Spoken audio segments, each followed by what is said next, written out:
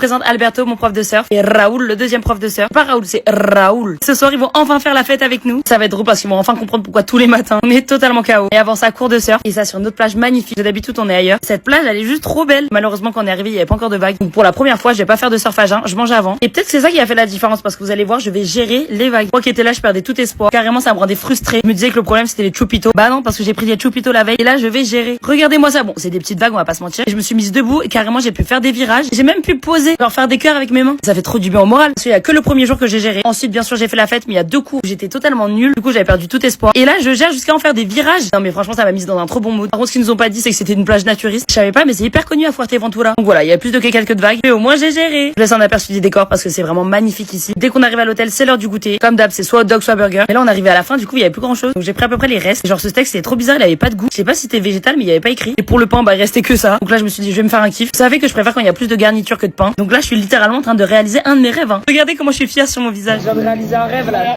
Vraiment, je me connais trop. Et ça fait des bouchées parfaites en fait. Dites-vous que ce soir, c'est l'avant-dernier soir. Donc normalement, c'est la grosse soirée. En vrai, je sais pas pourquoi ils ont pas organisé une soirée pour le dernier soir. Peut-être qu'ils anticipent qu'on va faire nos valises et qu'on a l'avion. Mais impossible, je sors pas le dernier soir parce que l'objectif, c'est de rentabiliser jusqu'à la fin. Ça n'empêche que du coup, la dernière soirée organisée, c'est ce soir. Et je sens que ça va être incroyable. Mais avant ça, cours de yoga. Vraiment ici, on a des journées complètes juste incroyables. Et cette séance, elle a fait tellement de bien parce qu'on est beaucoup à pas faire du sport au quotidien et d'en faire d'un coup en une semaine. Donc là, faire un petit cours d'étirement, c'était juste incroyable. J'avais peur de refaire une séance et d'être fatiguée. Alors que pas du tout, on n'est pas là pour faire les JO. Là, le but, c'était juste de se détendre. Et pour le coup, objectif réussi. On était tellement détendus à la fin. Sauf que la soirée paella arrive. On a seulement 30 minutes pour se préparer. Pour le coup, je me suis métamorphosée. Le thème de ce soir, c'est soirée paella. Et je suis obligée de vous faire une vidéo à part. Parce que là, regardez, c'est tout le groupe qu'on est. Et c'est passé tellement de choses à cette soirée. Alors abonne-toi pour la suite.